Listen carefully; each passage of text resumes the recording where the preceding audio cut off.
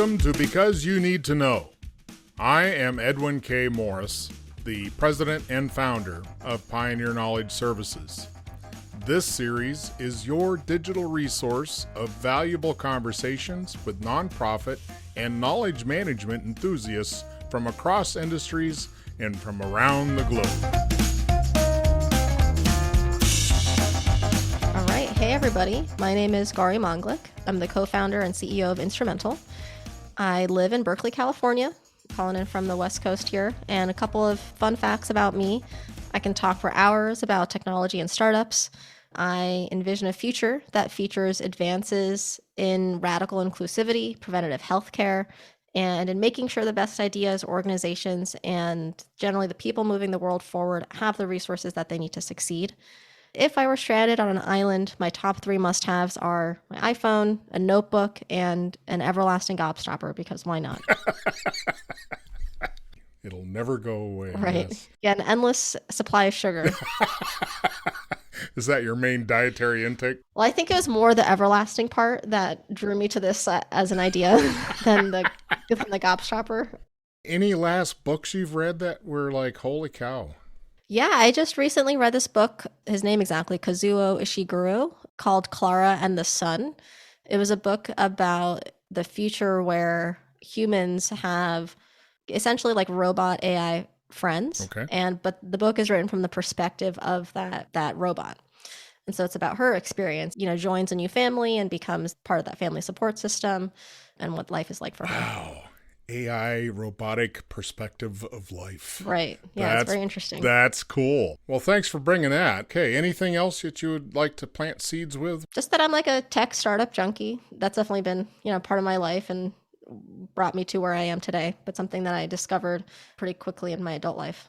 What does it mean to be a tech startup junkie? I think it's related to what I find myself thinking about, in the shower or in my free time. Mm-hmm. It tends to be technology. It tends to be startups. Another way that I think about it is like if you were in the New York Times, if you're just reading through like what area of the paper would you find yourself going back to? And it's usually like science and technology and business. Okay.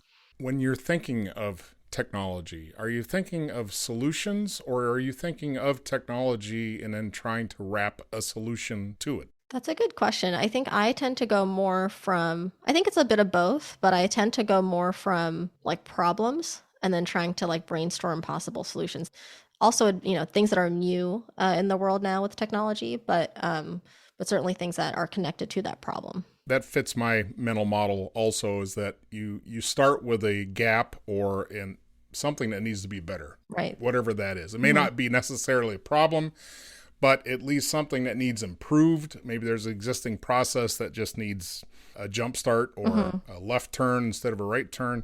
Is there a process you go through to vet ideas? Yeah, there's definitely processes that I've used in the past to vet ideas. Generally, I call this process customer discovery. And that's basically how we came to Instrumentl, which is my current company. A period of time that I went through back in 2018 that I think is relevant here is where we kind of the seeds of Instrumentl today. We had actually built out a platform, but we were not sure it was the right idea to invest all of our efforts into.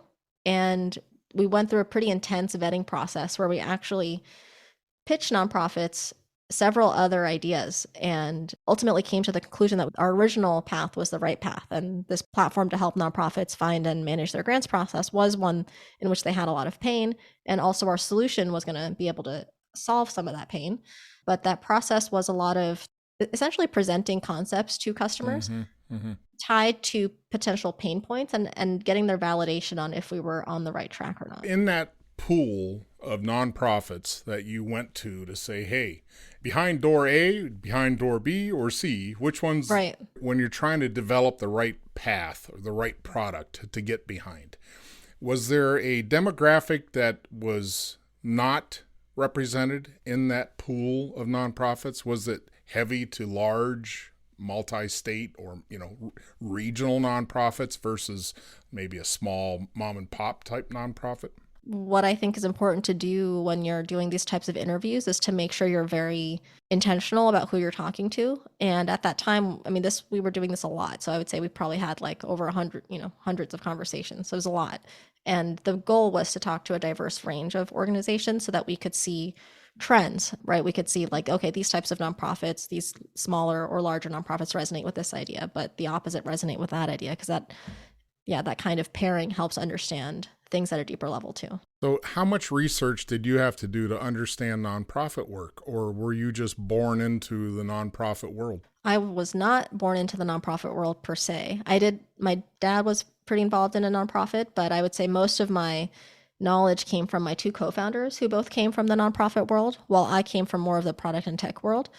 Once we started Instrumentl, doing my own customer interviews and research and talking to nonprofits, they both came from the nonprofit world. They both had worked at nonprofits. One of them had also worked at a funder giving out grants to nonprofits. So they really circled the space from multiple different perspectives and were the original identifiers of this pain point. So what was missing in the marketplace that Instrumentl filled? Yeah, I think a lot,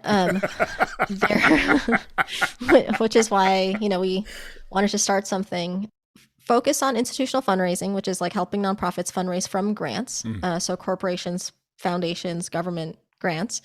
What we found was that there wasn't software that truly helped make the process a lot easier, like 10 times easier. So from an overall usability standpoint and ease of use standpoint, that was like a meta thing that was lacking. And then when you actually broke down what these solutions were doing, they just were only doing a very small portion of the whole life cycle. And we wanted to build a tool that helped all stages of the grant life cycle and to remove the inefficiencies in each part of it. In my experience with grants and chasing them, so to speak, there seemed to me, and maybe your organization is addressing this, but there seemed to me that it was two sides of the street. It was the grant maker side of the street, and it was the grant taker side of the street.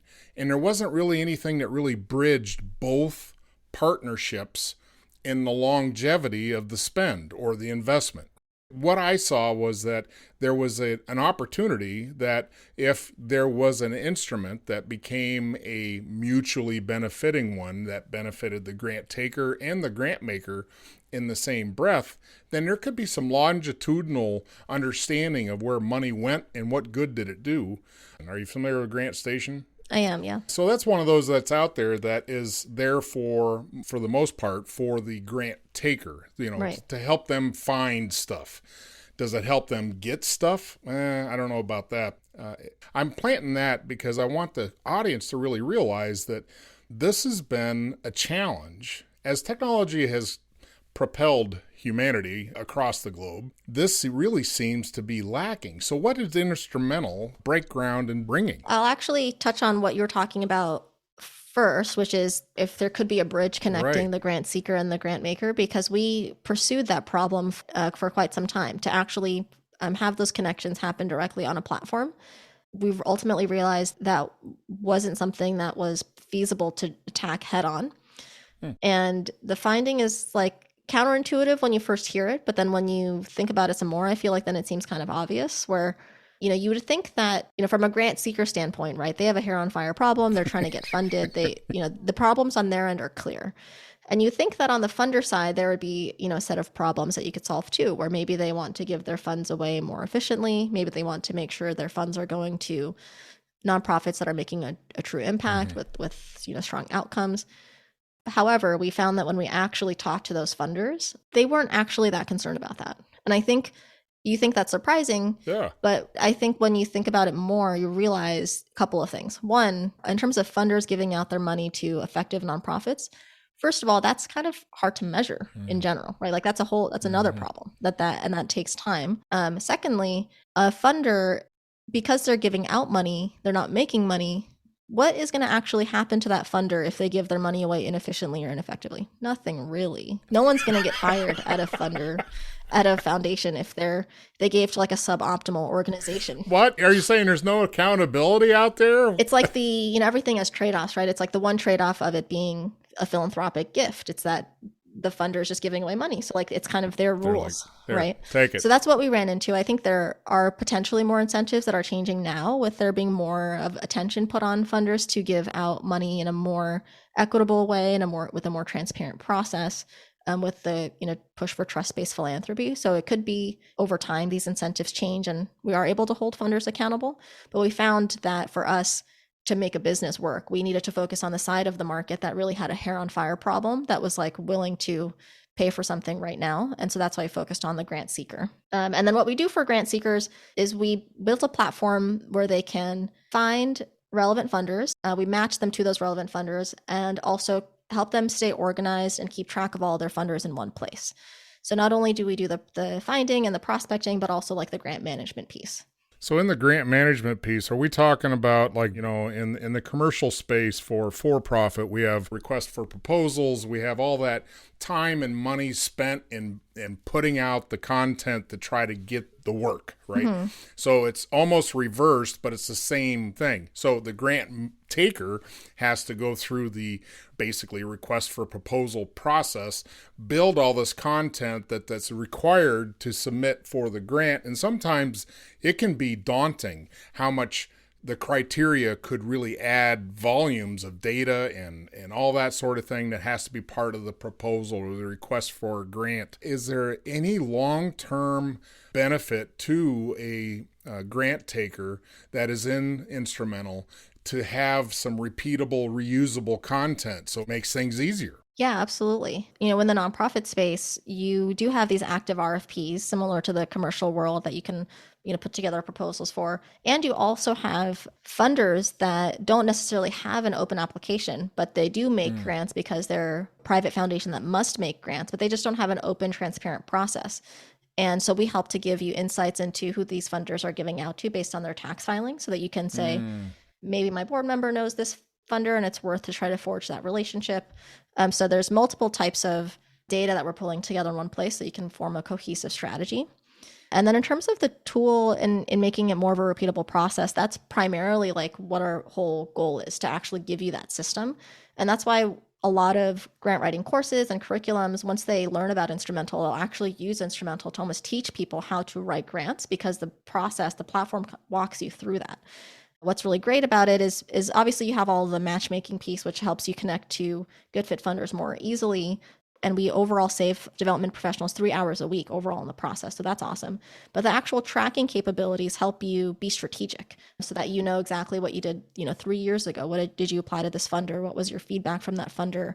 And you can see how that application might have changed, those requirements might have changed, and use what you did 3 years ago to make what you're doing now, a better, you can take a better step forward. So does Instrumentl provide software as a service? Is this just a monthly membership? That's right, exactly. So it's a 14-day free trial. And so you can try us out, no commitment, for 2 weeks and see if it works for you. And then after that, if you found it to be valuable, you can move forward with a subscription. And that will give you access to the most comprehensive database of grants for nonprofits available, and also our suite of tracking and grant management tools so that you can create a system to be more effective. So is it a tiered offering? Are there different levels? So we have a basic tier, which is $199 a month if you were to go with our monthly offer. All of our plans also have an annual subscription, which gives you some, a bit of a discount if you pay upfront for the year. And then we also have a plus offering, which is a bit more than that, which is about $326 a month. And so we like to say overall, if you win one grant, this will pay for itself. And we see that our customers are able to increase their grant application output by 78%, like I said, while saving time per week. So there's like the benefit of potentially winning more money, of course, but then also just like overall in your process, if it's something you're doing day in and day out, you're going to be way more efficient overall. So what's this code I was hearing about? So we have a code for folks on the podcast. It gives you $50 off, and it's BYNK POD 50. Well, that will definitely give an incentive. What's the longevity of a customer for you? Your offering is a benefit, but how do you track success other than membership? Are you seeing, or are you able to get a business intelligence scope to see how many folks are winning? The way that we measure success is we basically want to track impact. And there, of course, is like revenue growth, but we basically have surveyed our customers and asked them what they see the impact is. Customers have told us they've increased their grant application output by 78%. They're saving 3 hours per week, and they're able to find a good fit funder 4 times more easily with Instrumentl than they would without Instrumentl. 9 out of 10 customers consider Instrumentl to be invaluable to their fundraising process. So they're considering Instrumentl to be instrumental to their actual overall success with grants. Hence the name. Yes, hence. Right? Yes. What is the future? So we are very much a product and technology company. And so one thing that you'll see with Instrumentl is that we constantly make the product better.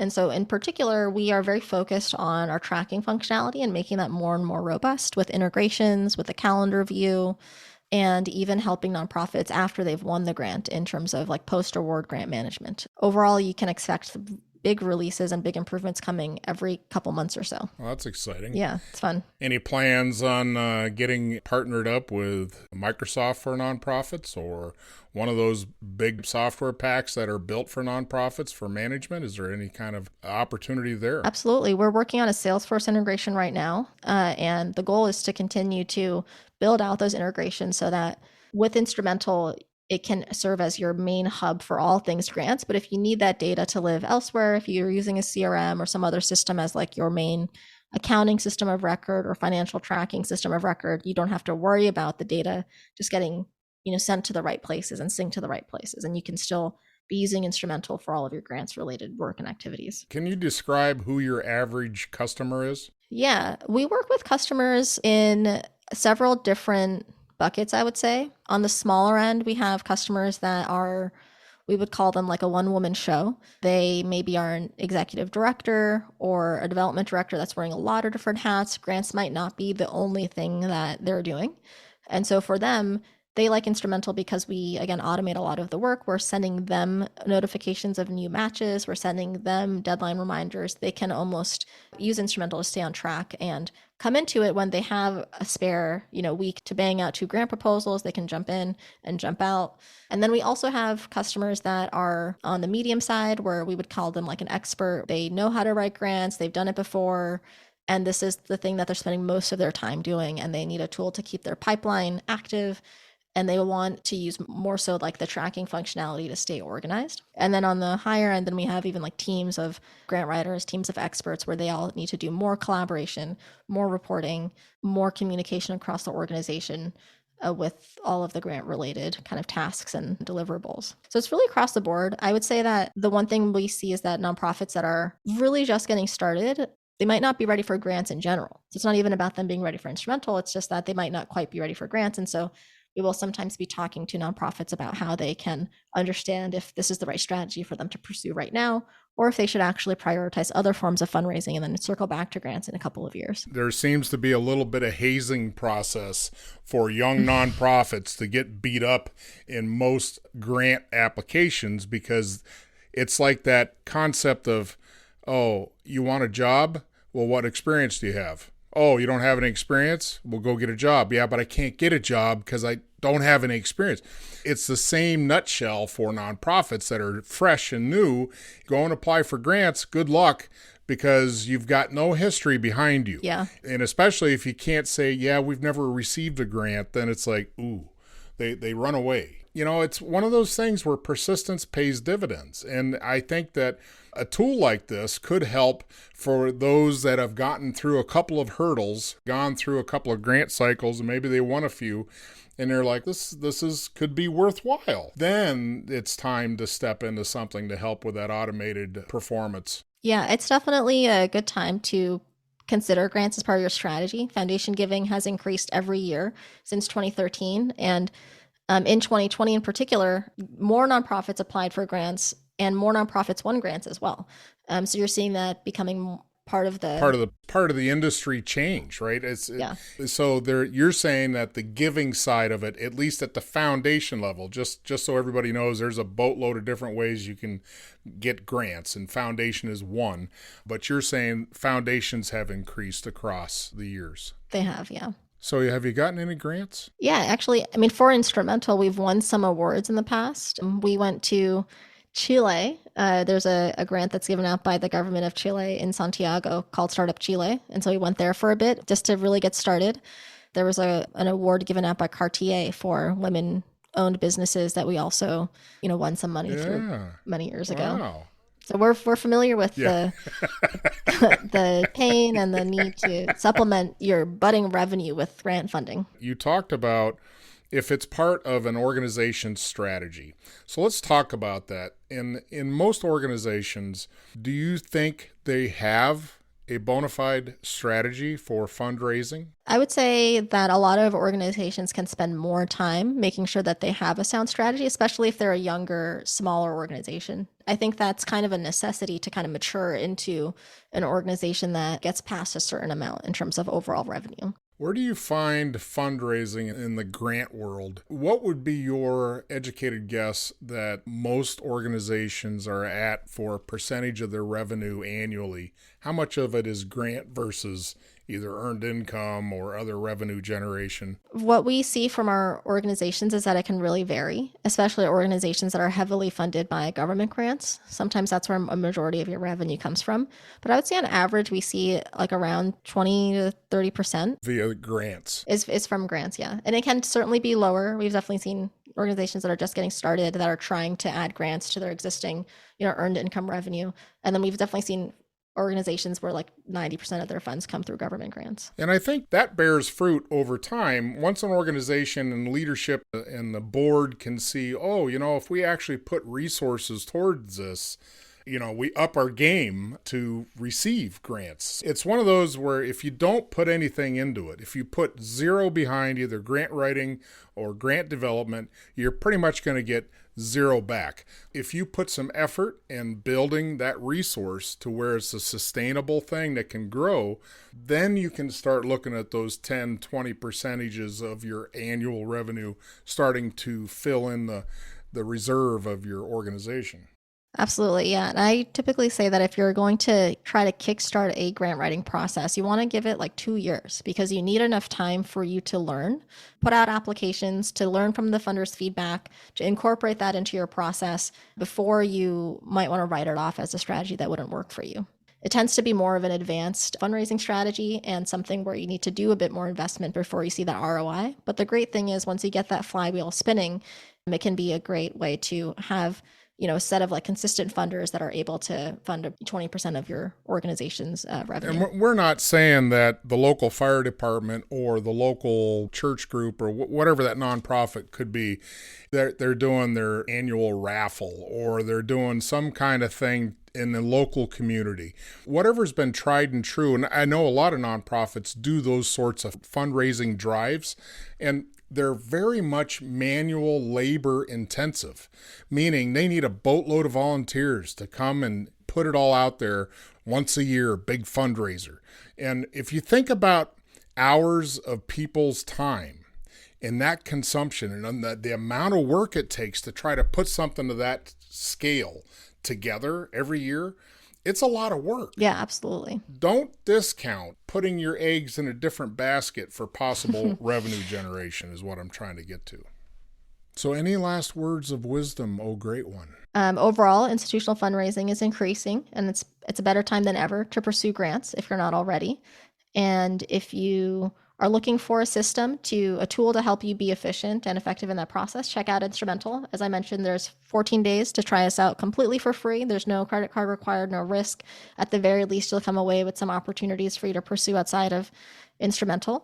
And if you do find that it's helpful for you, you can move forward with a subscription. And we have this coupon code that I'll mention again, BYNKPOD 50. Before you go, do you know what knowledge management is? Can you define it? I would say, I think it's an organization's institutional knowledge so that they can, that you want to be able to store and be able to use effectively so that overall as an organization, you're continuing to build off what you've done and learned before as opposed to needing to rewrite learnings. No work like rework. Yes, absolutely. You've got it. Right. You nailed it. Awesome. Well, thank you very much. It's been very enlightening. I like what you're doing. It sounds like things are just going to keep getting bigger and better. That's the hope. Yeah, we're working hard to make that happen. Well, have a great day. Okay, thanks, Edwin.